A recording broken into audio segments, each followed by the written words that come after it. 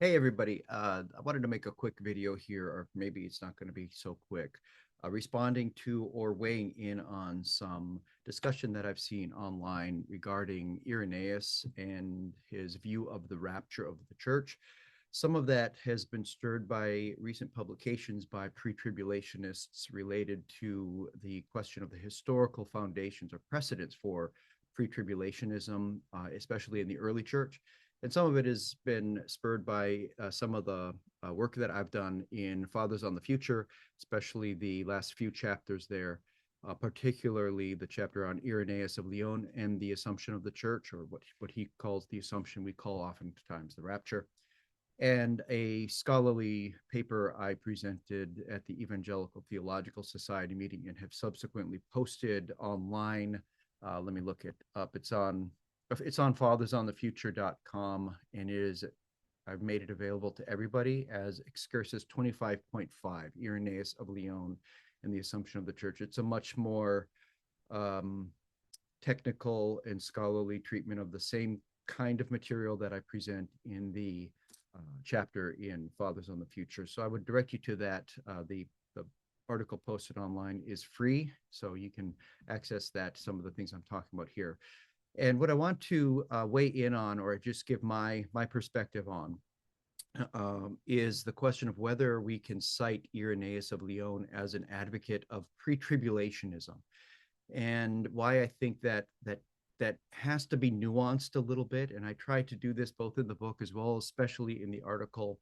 And I have to point out that I'm coming at this from the perspective of a patristic scholar with an expertise in second century. I'm first and foremost, that is my priority, to make sure that the fathers are treated fairly and that we don't overstate, but also we don't understate the matter. I am accountable to my fellow patristic scholars, and I try to be very careful with what I say with regard to their views.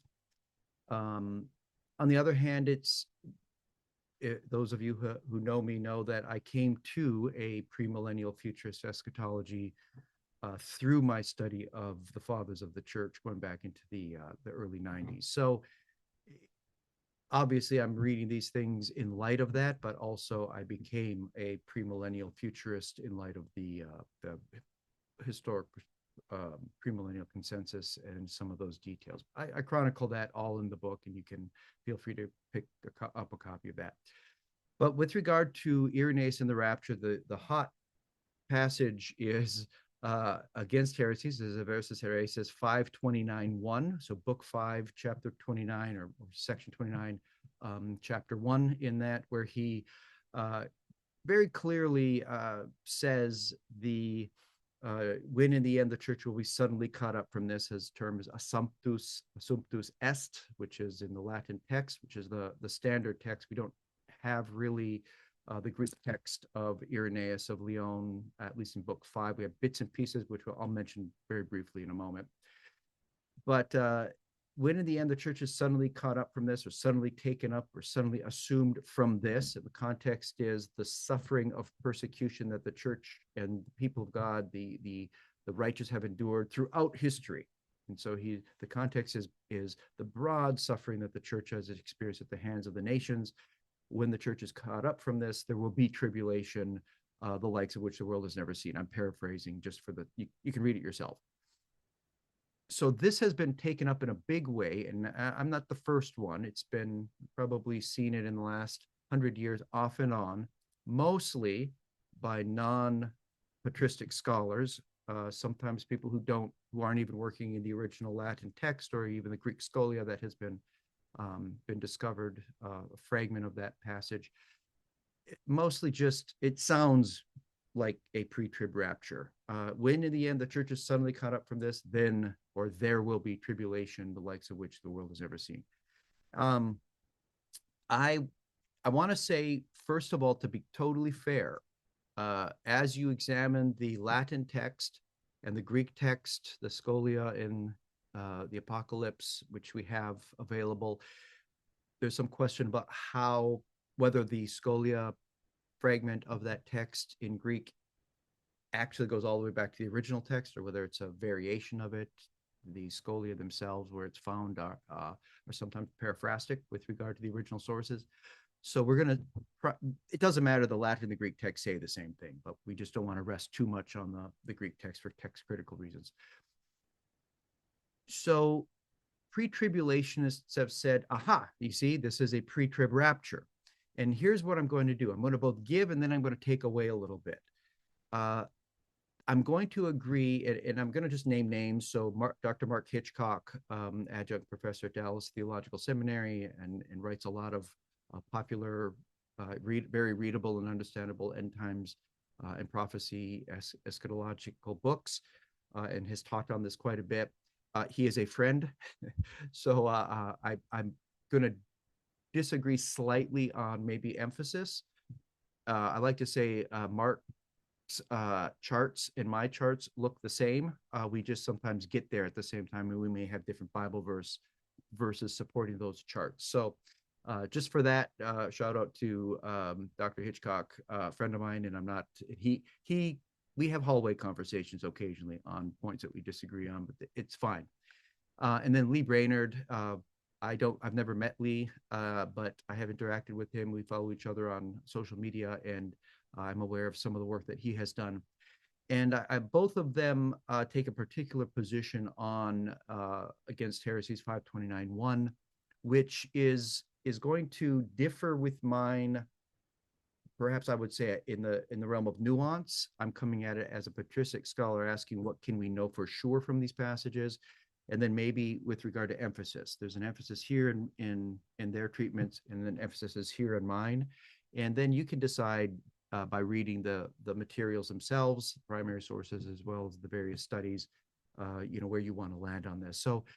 So first of all, I'm going to say to the disappointment of a lot of post-tribulationists, or people who don't believe in a rapture, that there's any such thing as a historical precedence for a pre-tribulation rapture, that the best reading, lexical, grammatical, syntactical, of the Latin and even the Greek scholia fragment of Against Heresies 529.1 does support the position that Irenaeus believed that the assumption or rapture of the church took place prior to what he describes as I'm going to actually read it here, so that we can be more precise in our quotation. He says, for this reason, when in the end the church will of a sudden be taken hence, et propteria cum in fine repente hinc ecclesia assumitur. I'm not going to read the Greek text. You can read that yourself. It's in the paper. I'm reading from the comparison chart in the paper that I have posted.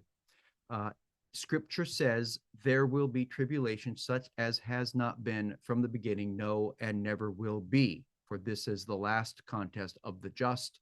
If they are victorious in it, they will be crowned with imperishability.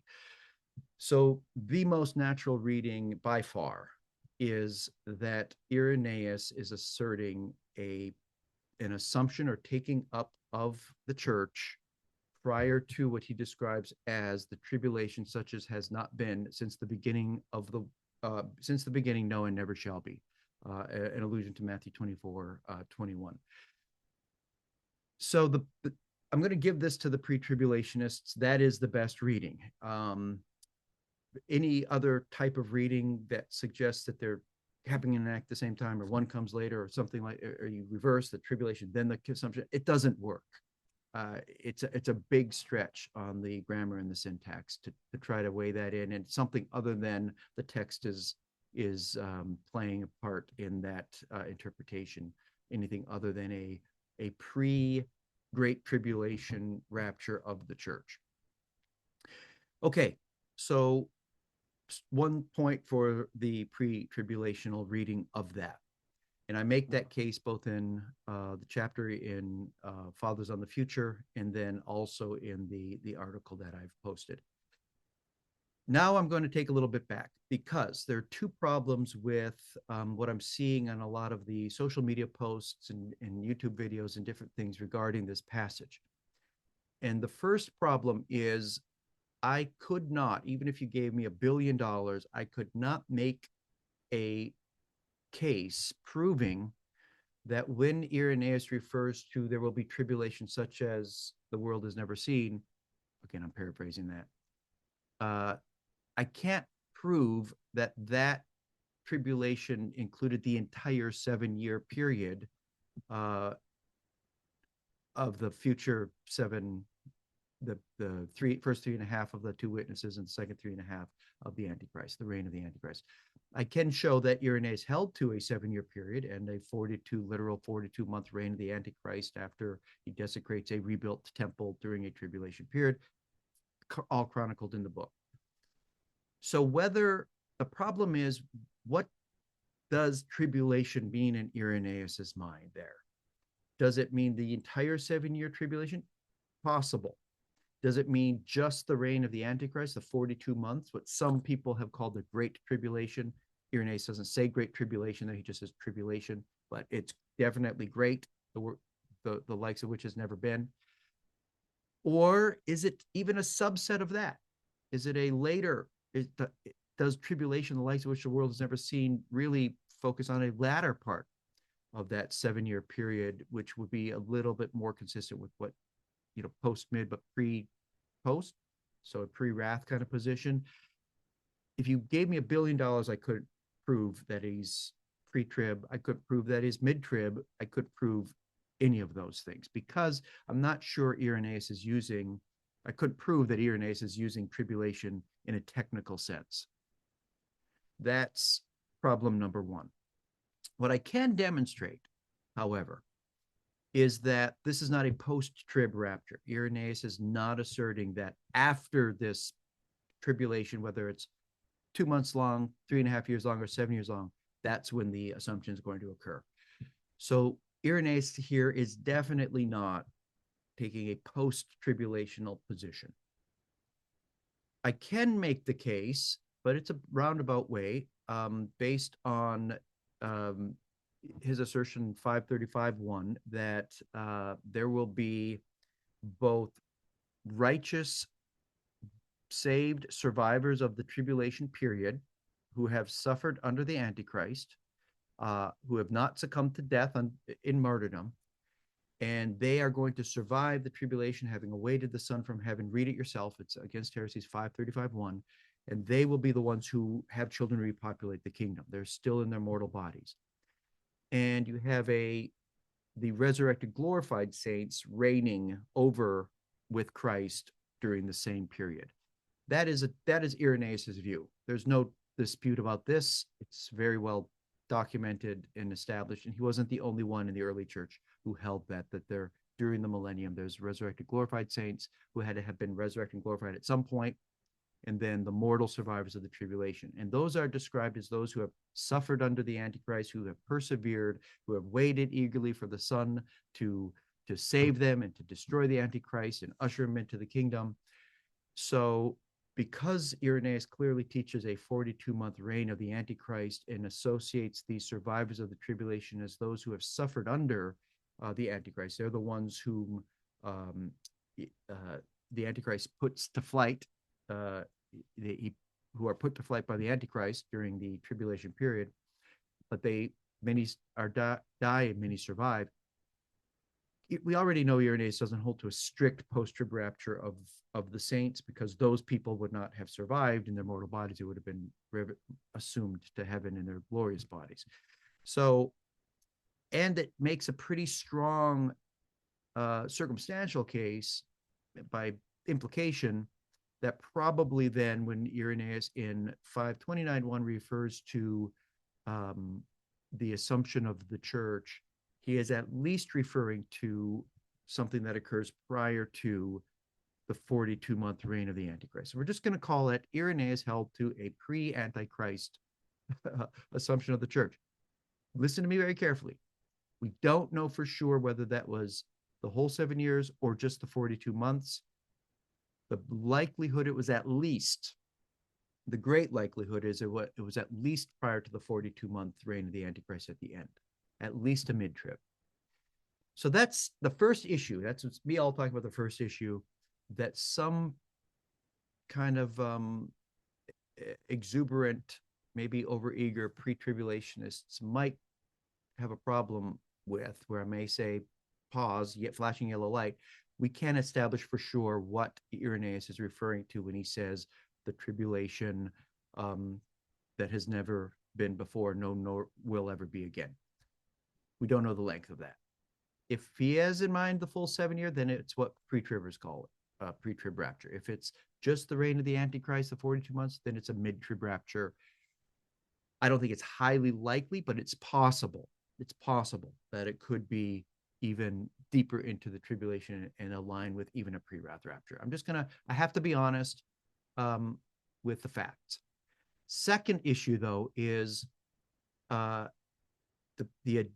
point of the article on Fathers on the Future, the excursus 25.5, is that in Irenaeus's theology as a whole, he refers to the assumption of Enoch and Elijah, and that is in 551. The spiritual members of the church are typified in their assumption is typified in the assumption of Enoch and Elijah, the righteous and the spiritual ones. And in Irenaeus's eschatology, and I'm going to throw out a couple of passages here, but I urge you to read the article. 433.1, 561, 581, 582, 584, and many, many, many other passages, but especially those will get you going. For Irenaeus, the spiritual ones in the church are not every true believer. It is a subset of believers who are Christians, who are part of the church, who are baptized. And that in Irenaeus's soteriology, he has truly saved people. They've been born again, in a sense, baptized, they're part of the church, but they fail to thrive. He calls them carnal ones. And then he distinguishes those between the spiritual and the carnal. And he says that the catching up, the assumption into heaven of Enoch and Elijah in their flesh, is a type of, or a kind of realization, in a sense. It's prophetic, a type of the assumption of the spiritual ones, which suggests to me that when you get to 529.1 in the rapture of the church, the assumptus est of the church, he has already kind of delimited those who will be assumed at that time, and he seems to limit it to the spiritual ones, whereas the carnal ones are left behind. This is a function of his soteriology. He is not what we would call a Calvinist, where you're either saved or not saved, an on-off switch. He is he believes that you are saved and then you must be growing. You're saved, but perhaps not sanctified. You're saved, but maybe carnal, and therefore there are implications for that, and it is a motivation to be ready at all times. He probably is getting this kind of way of thinking from Shepherd of Hermas, and I make that case in the article and in other writings that you have access to there. So this would be different than what Dr. Hitchcock, and Mark Hitchcock actually mentions this in his video that's floating around out there, and Lee Brainerd in his book. They take a different perspective. They understand, and we're all dealing with the fact that later on the church is elsewhere in Irenaeus's writing described as being put to flight by the Antichrist, being attacked by the Antichrist, being persecuted by the Antichrist. So there's this entity called the church in Irenaeus's writings, where the church is being persecuted. So post-tribulation say, see, the church is present during the tribulation, and pre-tribulationists point to 529.1 and say, see, no, the church is rescued. How do we deal with the church present, left behind, as well as the church lifted up? And Lee Brainerd and many others deal with it by saying, well, Irenaeus is not using the church in a technical sense. He's using it for believers. And therefore, the church is caught up, the whole church of the regenerate, of the purchase of God, and you have a church being left behind, which is reference to those who come to faith during the tribulation. We would call them tribulation saints, but Irenaeus, in an imprecise way, just calls them the church. Let me say, for the record, be very, very clear on this. Lee Brainerd and then Mark Hitchcock following that position as well, and many others, they might be right about that. It may be the case that Irenaeus doesn't have a strict ecclesiological definition of the church as the people of God, born again, baptized, sealed by the Spirit between Pentecost and this very unique period. That's very possible. In fact, it's probable. It's probable that he doesn't have a very technical sense that is developed much later. The problem with it, I would say, so this is more, well, where's the preponderance of the evidence? I think that Irenaeus had this view of the visible church, of the baptized professing humans, within which there's the invisible church of the truly regenerate. This is your Augustinian, Calvinistic, pretty common evangelical view, that you have the visible church, people who call themselves Christians, and then you have the true believer, the truly regenerate, the truly born again, and it's you're either saved or not saved. And then when the truly regenerate are saved, people are left behind in the visible church, and then many others come to faith, and that's loosely by Irenaeus called the church. It's maybe the remnants of the visible church. That would be a function of that position. It's possible Irenaeus had that view. I can't demonstrate that. What I can demonstrate is he was not a Calvinist. He did not have, he had, just because you were saved initially, I'm going to be clear, it's not my view, I am a Calvinist, but just because you're saved in Irenaeus's view, you weren't necessarily going to make it to the end. You could be lost. He would have fallen far more in line with a kind of Arminian perspective to be anachronistic. But that would have been more his view of holiness, a kind of you're making progress, or you could fail to make progress and could fall away. Irenaeus held that view. That's pretty straightforward. He also held a view that the spiritual ones were the ones who were sanctified, walking in the Spirit. The carnal ones were the ones who were teetering and could fall away.